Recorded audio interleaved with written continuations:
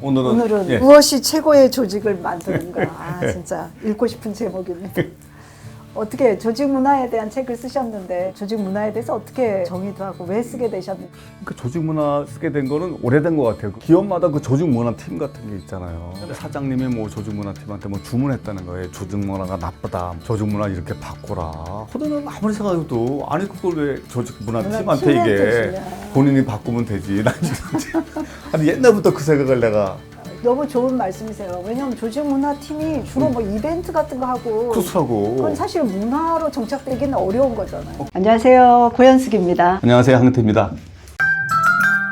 그러니까 그래서 나는 그때부터 그런 생각한 것 같아요. 조직 문화가 뭘까? 그 다음에 뭐 팀을 만들었다고 조직 문화가 바꿀까? 저게 왜 만들어졌을까? 이런 생각을 많이 하고 또 이제 관련된 책을 많이 읽다 보니까 나도 모르게 한번 좀 생각을 정리해 보고 싶어서 이 책을 사실은 쓰게 됐었습니다. 넘버로 조직 문화란 무엇일까? 무엇인가? 어떻게 정의할까? 저는 되게 심플해요. 아무도 뭐라고 얘기하지 않지만 그것을 하지 않으면 안 되게끔 만드는 그 무엇. 아무도 무슨 얘기를 하지 않지만 그것을 해야만 하게끔 하는 그런 무엇. 예를 들면 어떤 회사는요. 높은 사람이 나타나면 다 일어서요. 일하다 말고. 어떤 회사는 누가 오건 말고 그냥 일을 해. 어떤 회사는 사장이 오게 되면 임원들이 도열을 쭉 했어요. 조폭 조직처럼 이렇게. 응? 그러면서 어떤 회사는 뭐 오건 말건 그치 뭐 어디 써 있지 않잖아. 안 써 있지만 하는 그렇죠. 행동. 거기서는 어떻게 생각하세요? 조직 문화를 어떻게 정의하세요?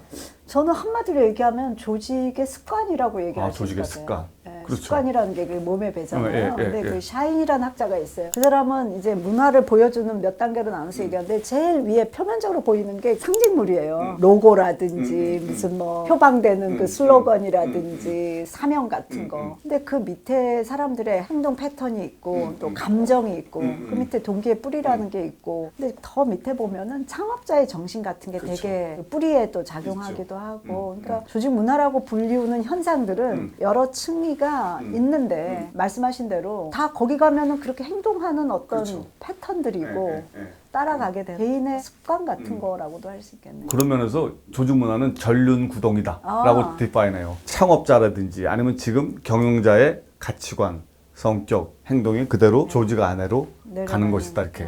삼성 같은 경우 사실 이병철 회장님의 여러 가지 성격, 가치관, 뭐 사업 보호국 이런 것들이잖아요. 그다음에 정주영 회장은 딱 느낌 있잖아요, 이렇게. 해보기나 했어. 글쎄, 뭐 그냥 실행력이라든지 이런 거 있잖아요. 이거 뭐 그대로 지금도 있잖아요. 현대자동차 그 남양연구소 같은 플랜카드가 뭐예요? 이렇게 써 있더라고. 할까 말까 망설일 땐 해본다. 이렇게. 그래서 뭐 현대스러운 슬로건이네. 조직이 이제 작든 크든 습관이기 때문에 개인도 마음먹어서 습관 함부로 벗기지 못하는 것처럼 그 사람이 CEO고 권한이 있어도 조직 문화 바꾸는 게 쉽지는 않아요. 막 얘기한다고 바뀌지도 않고 또 너무 조직이 크니까 그리고 사람들한테 몸에 밴 그거를 바꾸는 건 정말 쉽지가 않으니까 조직 문화 팀도 있고 뭐 조직 문화가 다다 막 이러면서 하는데 그 성공적으로 조직 문화를 바꿨다고 말하기는 쉽지 않은 것 같아요. 그래서 보면 조직 문화를 이제 뭐 완전히 바꿀 수는 없지만 그래도 괜찮은 조직 문화를 만들 때 가장 중요한 전제 조건이 경영자가 오래 경영하는 것 같아요. 그렇죠. 적어도 한 10년 정도는. 중요하죠. 근데 우리는 지금 기업이 보면 대부분 다 뭐 3년, 뭐 2년 정도이기 때문에 뭐 좀 할만하면 바꾸거든요. 그래서 나는 사실은 이렇게 좋은 조직 문화를 정착할 때는 정말 신중에 신중을 기해서 괜찮은 한 사람 뽑은 다음에 그 사람의 행동과 패턴이 좀 아래로 전파될 수 있게끔 하는. 그래서 저는 요즘 제가 하는 그 금융회사 있잖아요. 그래서 제가 지금 4년째 하고 있는 회사가 사실은 조직 문화를 잘 세팅한 대표적인 회사라는 생각이 드는데 10년 됐거든요. 이제 그분이 제일 먼저 와서 한 거는 구조조정을 했어요. 근데 가설은 뭐냐면 사람이 많은 상태에서는 좋은 문화가 자리 잡을 수 없다라는 거. 그 사람의 기본 가설은 아니 방만하잖아.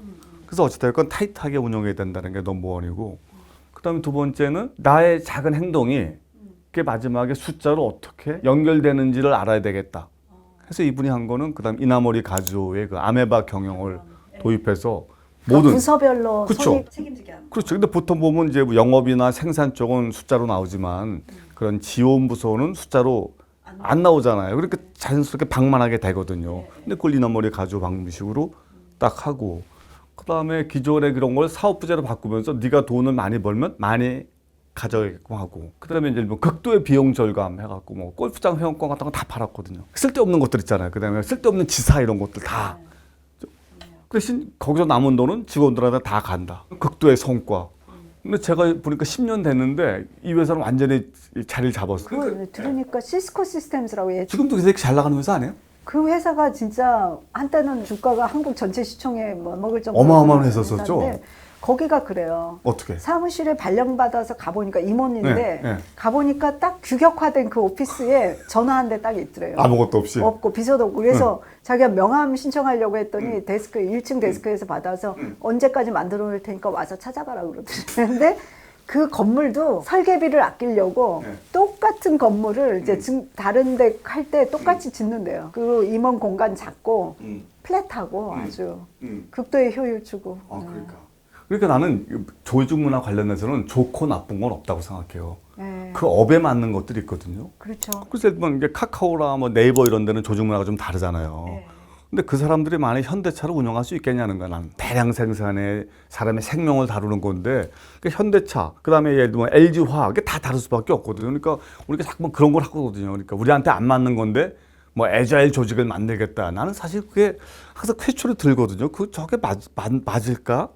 네, 안 맞아요. 그러니까 조직 문화를 우리가 위계적 조직 문화가 있고 무슨 조직 문화가 있고 이렇게 나누는데 뷰로크라시라 그러잖아요. 그렇죠. 관료 제도가 다 나쁜 거냐? 아니죠. 관료를 없애고 다 그냥 자율적인 팀으로 해야 되냐? 아니라는 거예요. 글쎄. 왜냐하면 관료제가 효율적으로 결과를 내는 산업도 굉장히 많죠. 그러니까 그거를 다 뭐 없애야 될 그런 걸로 생각하는 거는 그건 오해인 것 같고. 그러니까 조직 문화 할 때 저는 가장 중요한 게 이제 뭐 피터 드러커는 그런 얘기를 했잖아요. 조직 문화가 일을 한다. 그렇죠. 조직 문화가 성과를 낸다라고 얘기하는데 전략을 브렉퍼스트로 먹는다 그러잖아요.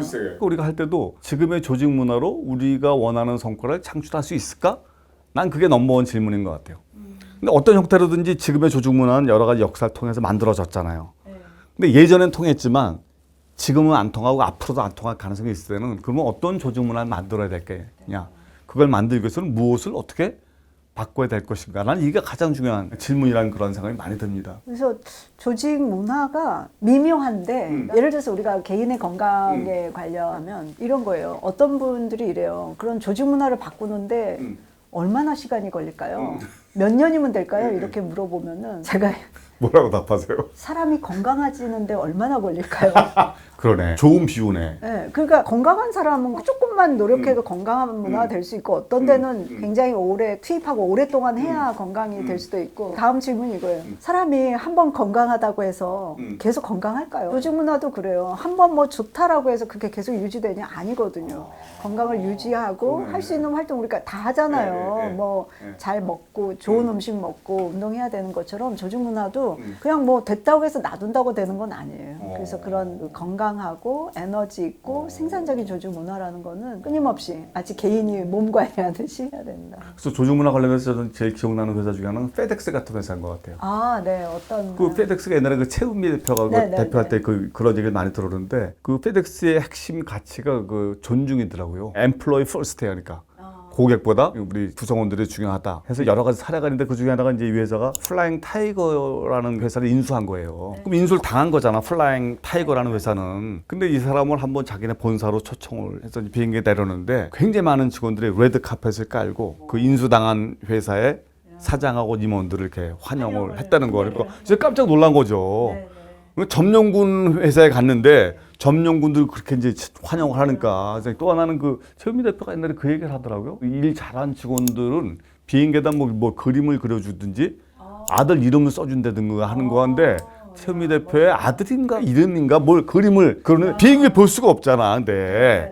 근데 어느 날 보스가 전화 와서 뭐 시카고 공항에 네 그 비행기가 있으니까 너 지금 가보면 볼 수 있다고 해서 가봤다는 거야. 근데 실제 자기 아들 이름이 여기든 비행기가 딱 서. 야, 근데 그런 얘기 그거는 진짜 엄청난 엄청나. 효과네요. 그러니까 나 그래서 굉장히 오래전에 들은 얘기인데도 이게 조직 문화구나 이런 것도 있고. 그다음에 근데 우리가 엠플로이 퍼스트라는 거는 말은 쉽지만 구현하기는 어렵거든요. 근데 여기는 어떤 걸 하냐면 일단 대부분 내부 승진을 시키는 거.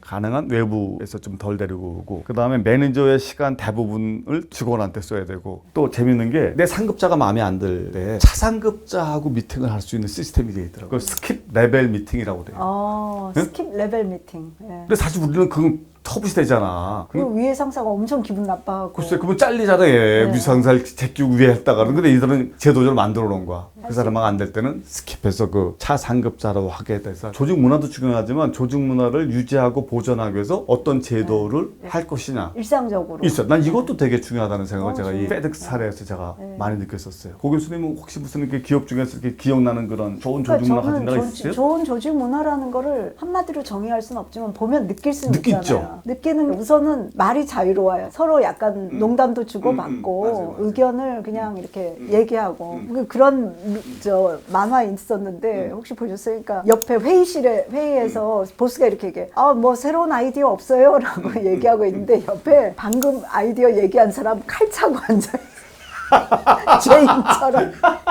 제인처럼 이렇게 있는데 거기서 새로운 아이디어 없어요. 그러니까 하겠냐. 이거 만화가 기가 막히다. 막히죠. 그 긴 칼이 있잖아.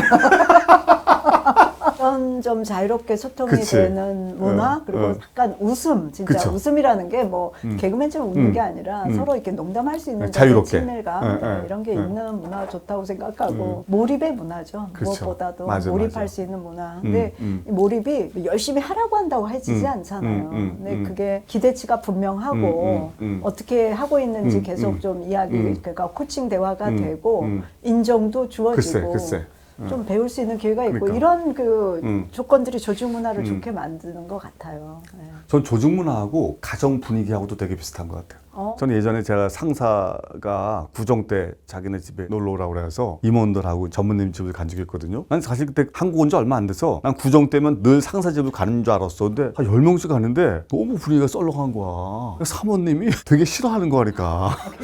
그리고 음식도 떡국 하나만 달랑 있는 거야. 어머머머머. 근데 왜 오라고 하셨지? 나도 이해 못하고 그래서 끝나고 고스톱 몇 시간 쉬다 오는데 난 그때도 그 사모님의 눈빛을 잊을 수가 없어. 그러니까 부부 사이가 안 좋은 것 같더라고. 이 사람이 명절 때 직원들까지 부르니까 그러니까. 너무 화가 난 것 같아. 너무 숨이 막혔거든 그때. 그래서 난 상상이 되네요. 가정 분위기하고 조직 분위기가 비슷해. 그러네요. 그 사람들 구성원의 특성이나 이런 것도 영향을 미치는데 아까 사람 피트니스라고 제주도에 있는 그 피트니스 저희 코칭한 적이 있는데 근데 그 직원들 이제 그 리더들 제가 팀 코칭도 하고 했는데 강점 진단해보고 느낀 게 탑5에 승부, 컴피티션하고 성취라고 있는 거 아니야? 존재가 다 대부분이 있는 거예요. 그러니까 뭔가 이걸 해가지고 내가 인정받고 싶다. 그러니까 그런 데는 진짜 성과를 부서별로 비교하잖아요. 더 잘해요. 그러니까 그런 컴피티션이 꼭 나쁜 것만은 아닌 게 이들에겐 되게 맞았어요. 그때 제가 들은 게 트레이너 1인당 평균 매출이 1,000만 원 정도 월 이 정도였는데 이거를 이제 부서별로 챔피언이 나오는 시스템을 좀 만들었더니 얼마 못 가가지고 월 3,000만 원 하는 직원이 나타났어요. 트레이너에서 월 3,000원 벌어? 예. 월 3,000만 원 매출 올리는 거야? 이야. 그리고 나중에는 딱 겨루잖아요. 네. 그러면 말일까지 오픈을 안 해, 시스템에 그거를. 라스트 미닛에 딱 올려서 보면 한 사람은 3,200이고 한 사람은 3,300 이렇게 갈려요. 그게 너무너무 올라갔었어요. 그러니까 그걸 보면은 그 사람들의 근성이랄까? 그 승부 근성과 존재감 이런 것들을 최대로 발휘하게 하는 문화니까 어떤 조직에서는 그런 걸로 가면 다들 망하죠. 어떤 조직은 망하죠. 망하거나 다 떠나거나 할 텐데 어떤 조직에서는 그게 또 워킹하는 그러니까. 데가 있다는 거를 보면서 그러니까 조직 문화는 최적화의 문제지 이게 옳다 저게 열등하다고 말할 수 없지 않나. 그리고 또 중요한 거는 조직 문화에 맞는 사람을 뽑는 게 되게 중요한 거 같아요. 그렇죠. 네. 아까 사람 같은 데도 그렇잖아요. 네. 거기에 맞는 사람이 와야지. 맞아. 사우스웨스트 항공 그치. 하이어러 스마일이라고 웃는 사람 뽑아라. 그러니까 나는 그거 굉장히 중시해요. 네. 잘 웃는 사람. 조직 문화가 중요한 화두인 것 같아요. 네, 제가 네. 볼 때는. 그렇죠? 오늘 이 정도 할까요? 네, 감사합니다.